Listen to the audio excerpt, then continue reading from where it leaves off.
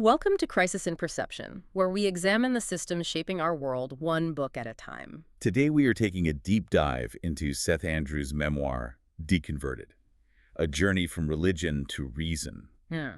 But we aren't just reading a personal story, we're using it as a kind of diagnostic tool. Religious belief for billions of people, it isn't just a set of ideas, it's often the very center of their identity, their community, their entire family structure. And that's the crux of why this analysis is so valuable, isn't it? When a person leaves their faith, it rarely feels like, a simple disagreement. Right at all. It feels like they're dismantling the entire architecture of their life.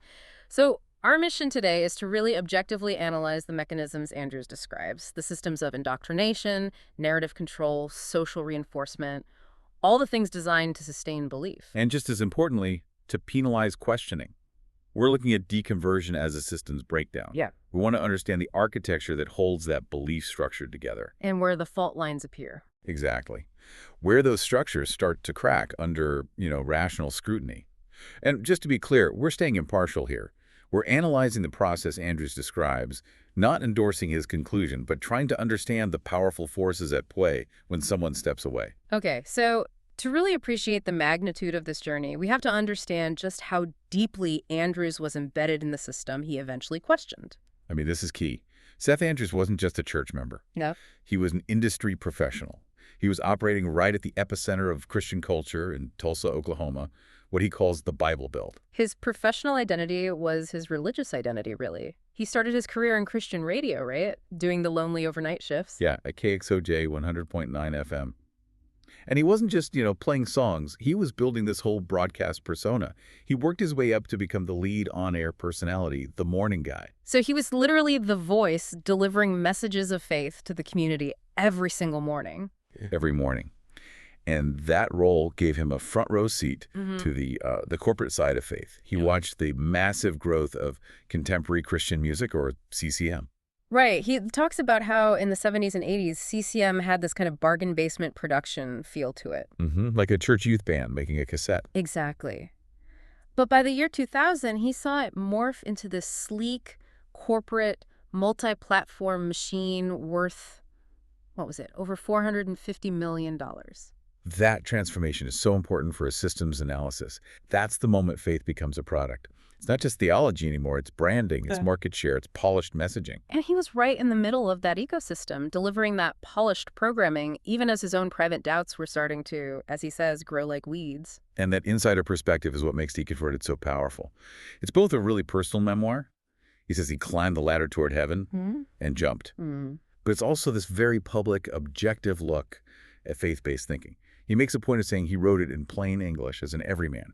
He's not trying to be a philosopher. He's the guy who escaped the architecture and now wants to share the blueprints, in a way. That's a great way to put it. His whole aim was to help others dismantle what he calls the stifling cocoon of indoctrination, which brings us right to the book's central thesis. Which is that these systems that sustain belief, they rely less on verifiable evidence, historical, scientific, whatever, and more on emotional conditioning. Right. On fear and on incredibly powerful social reinforcement. That's a huge paradigm shift for a lot of people. If you accept that thesis, the goal of spiritual seeking completely changes, doesn't it? It does. It moves away from the classic question, is God real? It becomes a sociological question. Why do I believe in this version of God, using this book in this part of the world?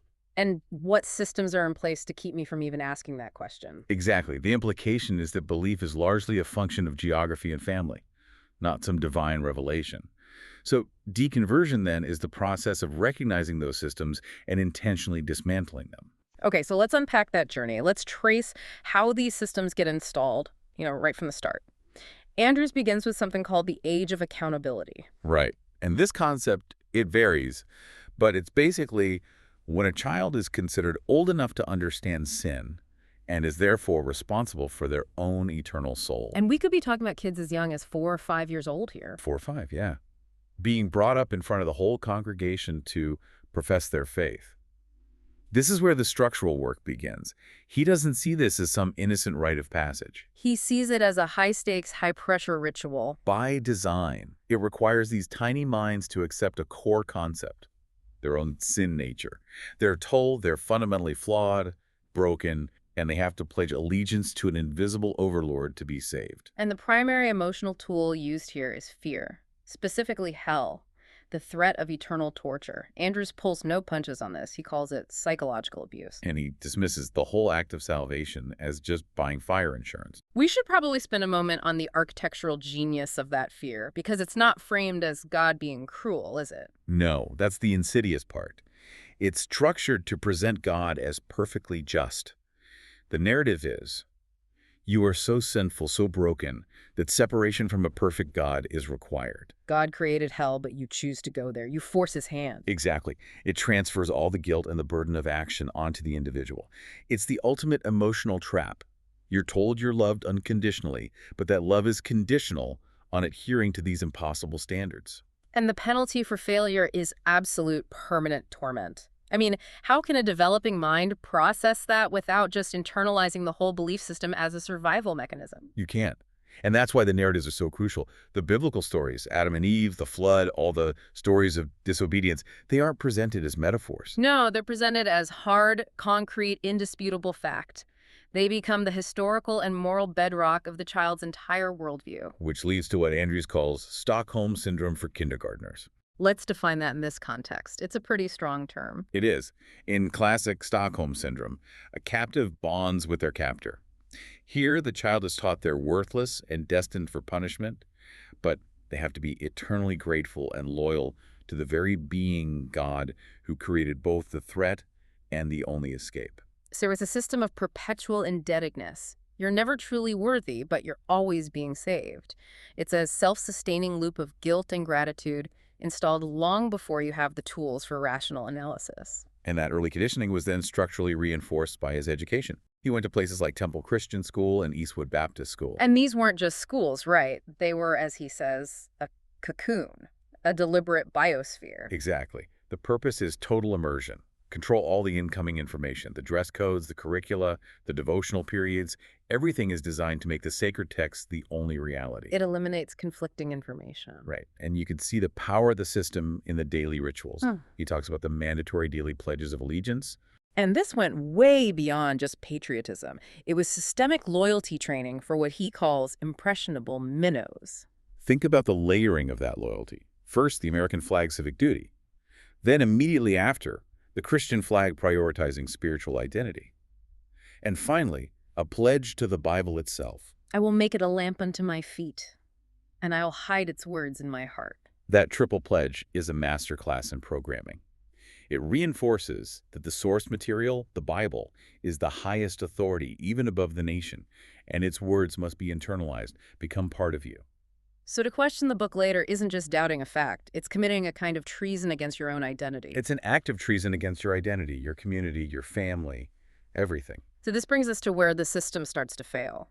The points of cognitive dissonance, where reality just violently collides with the narrative. And for Andrews, the first failure mechanism was actually the escalation of fear itself. He calls it the terror tactic. This was the use of films in Christian schools, right? Like A Thief in the Night? Yeah, these were basically B-movie horror films packaged as religious instruction.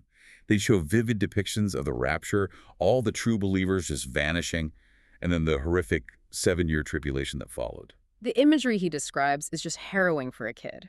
Scenes of non-believers being hunted, forced to take the mark of the beast, the 666 tattoo, and if they refused... Execution by guillotine. The violence was relentless, and the system's goal was obvious. Scare the literal hell out of impressionable children. It's a psychological inoculation against curiosity. The cost of doubt is just too high to even consider. But the narrative started to break down when the system's real-world promises failed. A very public example for him, living in Tulsa, was the City of Faith Medical and Research Center. The Cityplex Towers? This was a huge deal. It was conceived after the evangelist Oral Roberts claimed a vision of a 900-foot-tall Jesus commanding him to build it. He even made that dramatic public appeal, claiming God would call him home, kill him, if he didn't raise $8 million. He raised the money, the facility got built. It was supposed to be this beacon of divine intervention. And yet, reality. The massive complex struggled almost immediately. It was losing over $10 million a year. By 1989, it closed down, buried in $25 million of debt. And it was eventually converted into office space where, ironically, Andrews' own Christian radio station moved its slick new studio. He saw it every day. He called it God's ghost town. The failure was so public, so undeniable. How could a facility commanded by God himself fail because of, mundane debt and poor management? The usual platitude, God works in mysterious ways, started to seem pretty thin. But the real emotional breaking point was much more personal. It was the death of the CCM artist Rich Mullins in 1997. Mullins wrote the anthem Awesome God. He was beloved, and he died in this incredibly gruesome car accident. Thrown from his vehicle, hit by a semi-truck. Just horrific. And Andrews, as the morning guy, had to write the comforting eulogy for the station's website, a piece he titled, Welcome Home, Rich. But as he was typing those words, the cognitive dissonance just hit him like a truck. He felt like a profound liar. How do you square the idea of a loving, all-powerful God with twisted steel and a shredded corpse? If this was God's will, what does that say about God? If it wasn't God's will, where's the omnipotence? That's the question. He said the mysterious ways excuse, which used to be a comfort, suddenly became a clanging fire alarm. The narrative was failing because it couldn't account for random, grotesque tragedy. And then came 9/11. He was in the radio studio when the towers fell. Colleagues rushed into his booth, begging him to lead them in prayer. He did. He said the words. But while he was praying, he had this one terrifying thought. We are kidding ourselves. This was the moment of complete divine absenteeism. Yeah. Every force at play, the evil, the heroism, the comfort, the rescue, it was all, as he put it, decidedly human. God was a non-participant.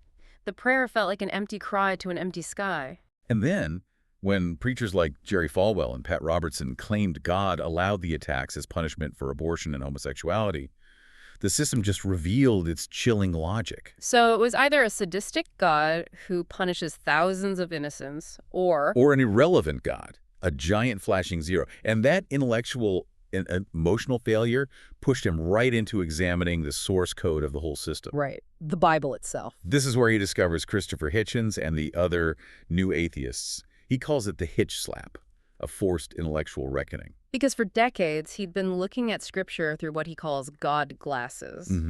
And with those glasses on, any contradiction, any scientific impossibility, it's either altered to conform or it's just discarded. But then he took the glasses off. He decided to read the Bible objectively for the first time, not as a devotional text, but as a document. And what he found horrified him. Now, we have to be clear, these are Andrews' personal critiques.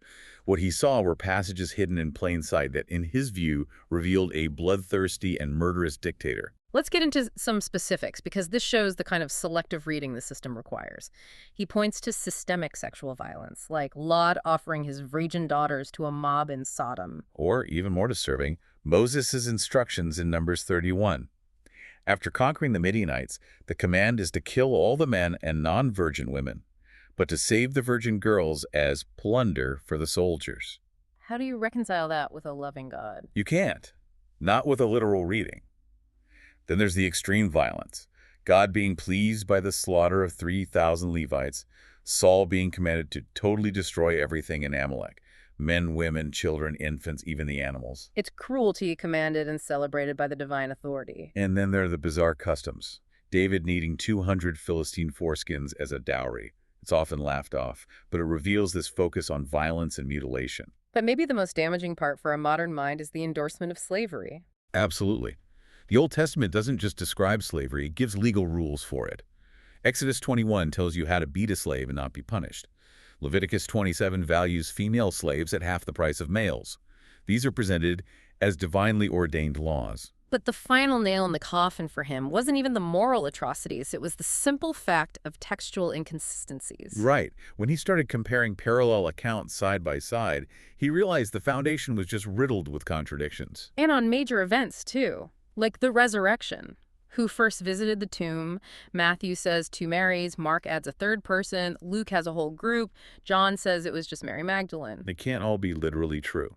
Or the nativity. Does the angel appear to Joseph or to Mary? Do they flee to Egypt or go right back to Nazareth? The accounts are completely different. And what happened to Judas? Did he hang himself? Or did he fall in a field and burst asunder? It's a complete divergence. So the realization for Andrews was that this supposedly infallible book was a collection of conflicting stories, brutal laws, and moral compromises. And when he presented these objective facts to his family, the system's defense mechanism kicked in. Indifference. They didn't want to know. The questions were inconvenient, The answer's unwanted. So that intellectual collapse didn't lead to immediate apostasy, though. It led to a phase he calls dormant in the faith. Yes, and this is a crucial systems concept. It's an internal compromise. He just checked out. Passive hypocrisy was easier than dealing with the social fallout. The system almost encourages that, doesn't it? As long as you perform the rituals, you can stay. For years. Because the cost of leaving is so immense. But the real cost hit when he finally did leave, and it happened to coincide with his divorce. So the system immediately had a narrative for that. Of course. He was the tarnished bad apple. His deconversion wasn't an intellectual choice. It was proof of moral failure, confirmed by his broken marriage. A classic systemic strategy, correlate departure with decay. Exactly. And living in Tulsa, Jesus Town, just magnified the isolation. All the God bless yous and I'll pray for yous that he used to broadcast professionally suddenly became grating. He described them as saccharine, empty, sad. And his own mother, representing the deepest layer of that social system, she refused to accept his new label. She'd say, "You're not an atheist, you just have questions." That denial is so powerful. It shows how the system just can't compute rejection. It has to reframe it as a temporary crisis. The doubt is always the person's fault. You sinned, you're angry, you're broken. The doctrine itself is never, ever questioned. It remains shielded. Which brings us to the heart of this deep dive, really. Mapping those mechanisms of belief maintenance. If it's not evidence, what is sustaining it? Well, Andrews concludes that it's overwhelmingly the power of family and geography. Belief as an inherited product, not a rational choice. Almost always. He says parents write the code and install the software without providing an uninstall solution. It's a sociological reality, isn't it? The reason Saudi Arabia is mostly Muslim and the American South is mostly Christian isn't because of mass independent theological study. It's because of where you were born. So you get religious replication, not teaching. The system prioritizes cultural continuity over intellectual truth. And questioning it feels like betraying your parents. And when external critiques do come along, the system has a defense. This is the God glasses effect you mentioned earlier. Yeah, this mechanism allows incredibly smart people to twist logic and science into, as he says, pretzel proportions to justify a conclusion they've already accepted. So the conclusion, the Bible is fact, is untouchable. All other evidence has to be bent to fit it. Like the Grand Canyon. Instead of geology, you get a story about Noah's flood carving it out in minutes. Or, with Noah's Ark, instead of biology, you get theories about small dinosaur eggs fitting on board. The rational mind is bent to service the emotional certainty. And he realized that the arguments against him followed these predictable patterns, which led him to categorize the system's defenses into 4 archetypes. Okay, this is fascinating. Let's go through them. The first and most common is the feeler. The feeler relies only on subjective certainty. I just know it in my heart. Evidence is totally irrelevant. They often wear ignorance as a badge of honor, preferring a happy fantasy to a hard reality. And you can't argue with a feeling, right? It's non-falsifiable. Exactly. The second type is the theologian. This is the highly educated person who uses wordy diatribes and complex arguments to overwhelm you. So if you challenge them on an atrocity, like the virgin girls in Numbers 31, They won't admit it's morally flawed. They'll launch into a lecture about the original Hebrew word for plunder, or claim it's a metaphor for idolatry. And if all else fails, the story suddenly becomes a metaphor, or they just fall back on mysterious ways. They muddy the waters. Okay, number 3 is the folklorist. This is the person who spreads easily refuted myths, the urban legends. Like Noah's Ark being found in Turkey or the devil's face in the 9/11 smoke. Right. The claims grant an illusion of external evidence, but they don't stand up to a simple Google search. But the system doesn't need the claims to be true, it just needs people to be willing to believe them. And the final one is the foot soldier. This is the aggressive one. They don't engage with the argument. They use emotion, volume, and accusation to keep you on the defensive. Their response is always, who are you to question God? Or you're just morally corrupt. They attack the challenger, not the challenge. They weaponize social pressure to intimidate you back into line. It's clear that all 4 of these share one thing, subjective certainty. The conclusion comes first. The unprovability of God somehow makes his existence even truer, requiring even greater faith. The system frames a lack of evidence as a feature, not a bug. So with his deconversion complete, Andrews faced a new problem. How to communicate all this. He realized he had to build a counter system. Right, and that's what led him to launch The Thinking Atheist, or TTA, in 2009. He saw a storytelling problem in the secular movement. The arguments were often dry or academic or just hostile. They lack the professional polish of the Christian media machine he came from. Exactly. His whole mission was to translate rational arguments into a compelling, accessible, often humorous format. He knew he had to meet that same standard of production value. And the TTA mantra became assume nothing, question everything, and start thinking. It's a direct counter-programming to his indoctrination. And he redefines faith itself, not as a virtue, but as a cop-out, an excuse for laziness. He has that analogy of faith being like driving with your eyes closed. It's a powerful image. It's the system's sanctioned loophole for intellectual rigor. But going public with this came at a huge personal cost, didn't it? When he finally revealed his identity at that 2011 Free Thought Convention in Oklahoma. It was a massive risk. He says being an open atheist in a culture like that can and does rip apart family bonds, terminate friendships and careers, and ruin lives. That shows you the power of the system's social reinforcement. It's defended by the threat of total isolation. But the convention also gave him the reward of community. He found he wasn't alone. And that's the positive counter system, creating new support networks. And the TTA podcast just exploded, right? Yeah. Over 255,000 listeners by 2012. It showed there was this huge unmet need. A need for a voice, a community, and a shared vocabulary for people making that same reasoned departure. Andrews also argues that the system's influence goes way beyond just personal belief. He says it's a pounding drum that contaminates government, science, and education. He describes its business model as selling a cure by first convincing you that you're broken, tainted, and unworthy. It manufactures a crisis sin and then sells the only solution. A physical monument to this conditioning, he says, is the Kentucky Creation Museum. He calls it a monument to bad science, bad history, and the gross indoctrination of children. It's the God glasses effect institutionalized. It presents creationism as undeniable fact with, vegetarian velociraptors living alongside humans. But the most troubling part is the moral message underneath the bad science.